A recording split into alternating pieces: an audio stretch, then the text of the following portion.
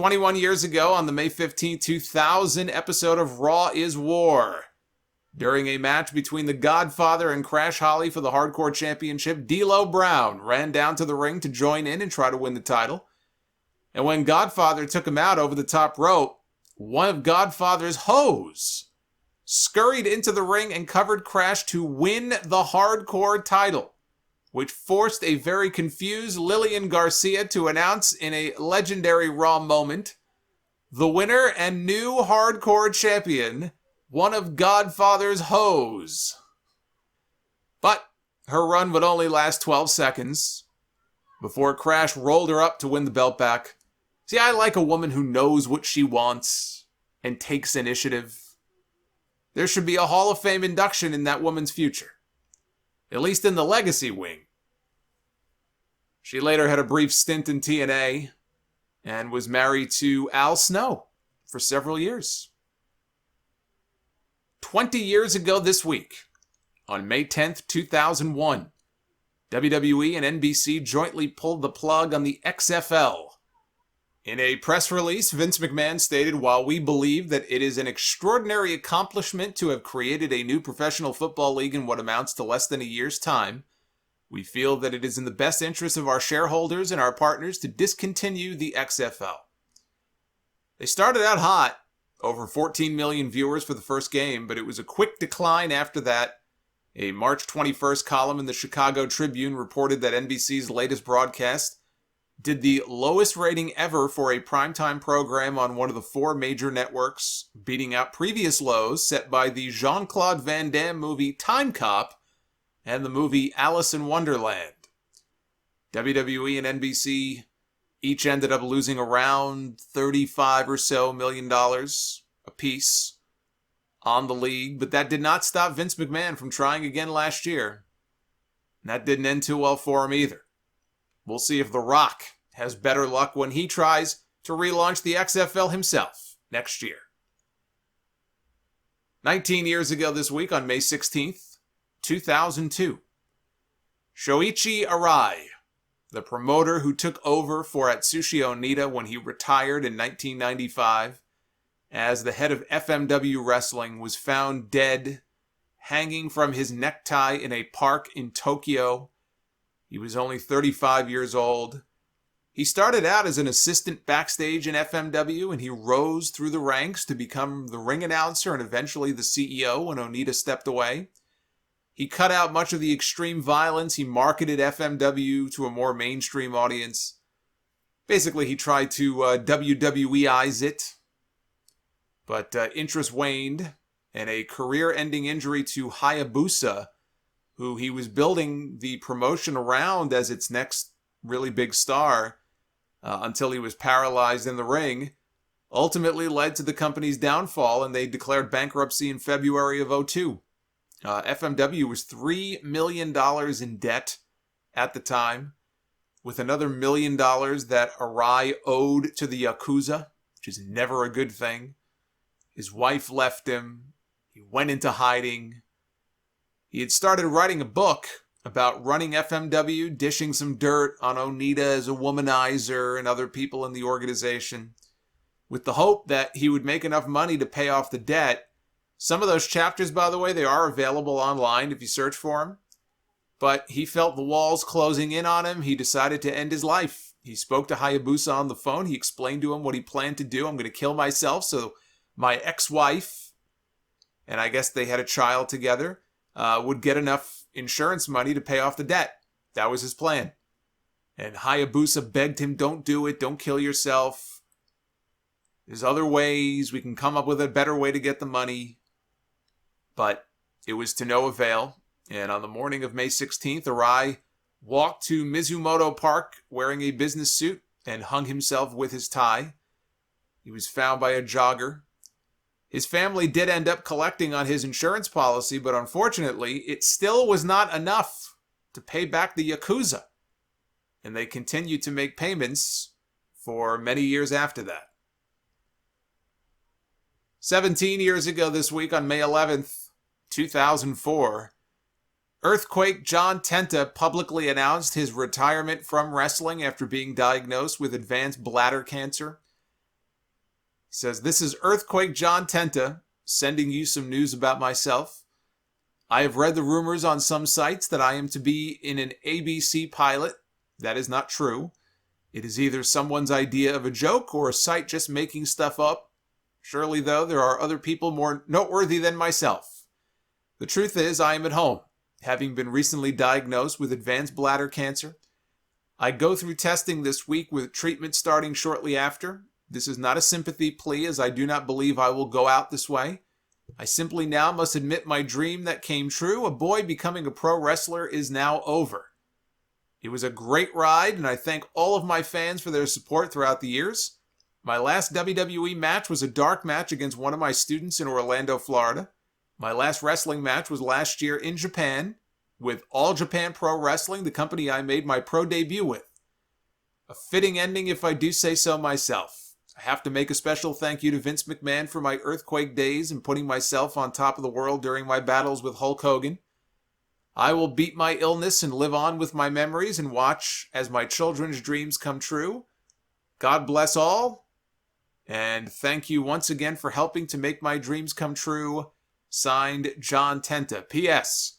I have a thread on a forum at WrestleCrap.com if anyone wants to leave a message for me, but please understand I cannot answer all of them." And he told WrestleCrap, "I have a large tumor on my bladder blocking my left kidney from functioning properly. That is the bad news. The good news is that I will never give up my hope of beating this. I have too much to live for." And he talked about wanting to be at his daughter's wedding and see his son play Major League Baseball. I used to be a lurker and the occasional poster on those WrestleCrap forums, and I would see Tenta posting there occasionally. I remember they actually set up an entire forum for him. Forum? That sounded weird. They set up a forum for Earthquake under the name John Tenta. That's what I meant. But he was only given a 20% chance of survival, and that's if treatment worked. During a November 2005 interview on WrestleCrap Radio, he announced his recent radiation treatment had no effect on the tumor and his cancer had spread to his lungs. He passed away the following June, 2 weeks shy of his 43rd birthday. He looked 43 when he wrestled Hogan, and that was in 90.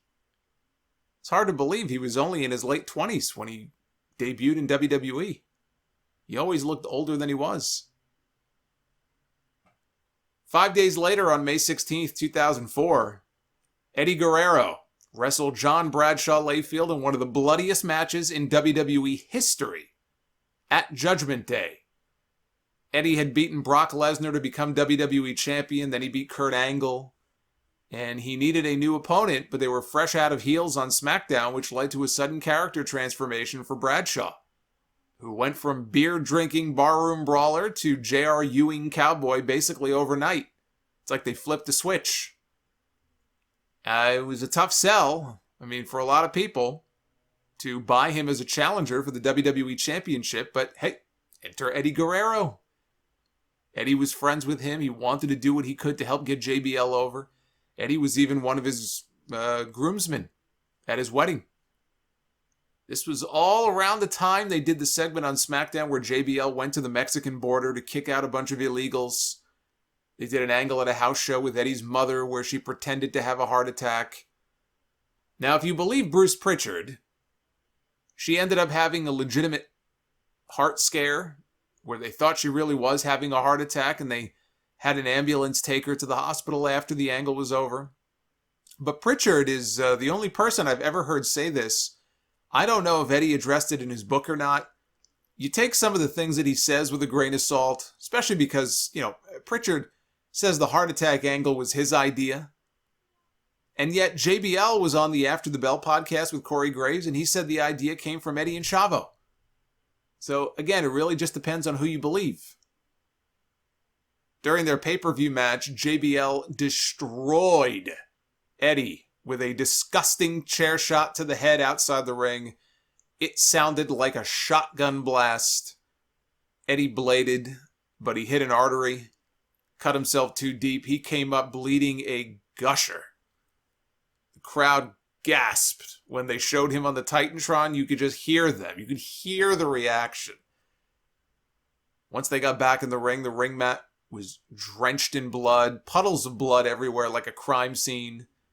Eddie was disqualified after hitting JBL in the head with the belt. After the show went off the air, Eddie went into shock from all the blood loss. He collapsed in the ring, had to be helped to the back, rushed to the hospital by ambulance.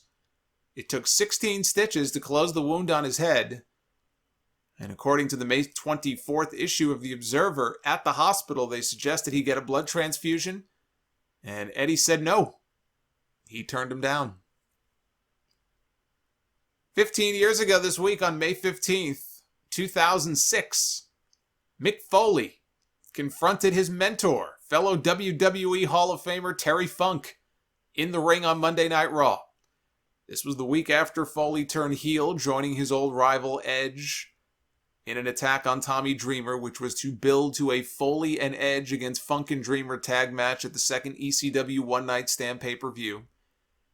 Foley told Funk that at WrestleMania 22, he and Edge had the greatest hardcore match ever, and he wasn't about to let those second-rate ECW scumbags into our house. He said he would defend three things with his life: his wife, his kids, and his legacy. He told Funk that in 2003, when WWE did the Legend ceremony on Raw when they retired the hardcore title and presented it to him, Funk skipped the show because he wanted more money to appear. Foley said, "One day I'm going to get that call telling me that the Funker is gone. And when that happens, he'll say, it's going to take a lot of money to get me out to a dump like West Texas." But Foley said he'd fly down there on his own dime just to spit on Terry Funk's grave. That then led to the best part of this entire segment. Funk was trying to goad Foley into hitting him, but Foley wouldn't take the bait. He insulted Mick. He said that if he had a head like his, he'd have it circumcised. No reaction from Foley. He said Mick's wife is a whore. No reaction from Foley. He called Mick's kids bastards. No reaction from Foley. Finally, Funk says, "The WWE sucks." And I'm trying to do my best Terry Funk, that's awful. But that's kind of how he said it. The WWE sucks. And that was just too much for Mick Foley to bear. He nailed Funk, who fought back, but Edge and Lita came out and the numbers game was too much for Terry Funk. I thought that part was brilliant. It was such a great way for Foley to get heat on himself. The man is insulting his family. He calls his wife a whore. His kids are bastards. But saying the WWE sucks? Now you've crossed the line. 9 years ago this week on May 12th, 2012, Ring of Honor hosted its Border Wars pay-per-view from the Ted Reeve Arena in Toronto. This was an important show for the company after their pay-per-view disaster over WrestleMania weekend. They parted ways with Go Fight Live. They took their production in-house. So this was make or break for the company, but they did not anticipate the number of people that would be logging onto their server all at once. I don't know why they wouldn't have expected this, but they didn't. And it went down right before the show began. Jim Cornette was among those who tried and failed to watch the show from home. Cornette was working for ROH at the time, but he has a record of assaults from fighting with fans over the years, going back to his days as a manager for the Midnight Express. I mean, he's been to Canada since then, but for whatever reason, he was, this one time he tried to get in with his wife. While he was working for Ring of Honor, he was denied entry into the country. I don't know if this was the time that this happened, but they wouldn't let him into the country, so he tried to watch it from home. It didn't work out. But in the main event, Kevin Steen won his first ROH World title, defeating Davey Richards, celebrating in the ring after with Steve Corino and Jimmy Jacobs.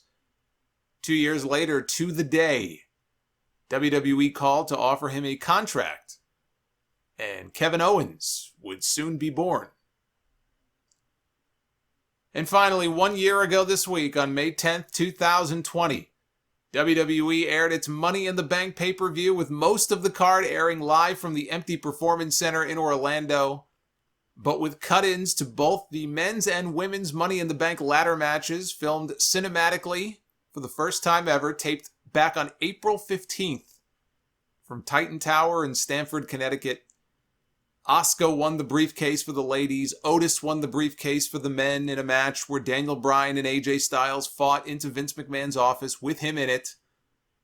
And Rey Mysterio and Aleister Black were each thrown off the roof to their doom. They were later reanimated, I guess. And the next night on Raw, Asuka opened her briefcase to find the Raw Women's Championship inside, which she won unknowingly by virtue of her winning Money in the Bank, because Becky Lynch announced that she was pregnant and she would be leaving to go become a mom. And that division has sorely missed her presence. That is for sure. And that is this week in wrestling history.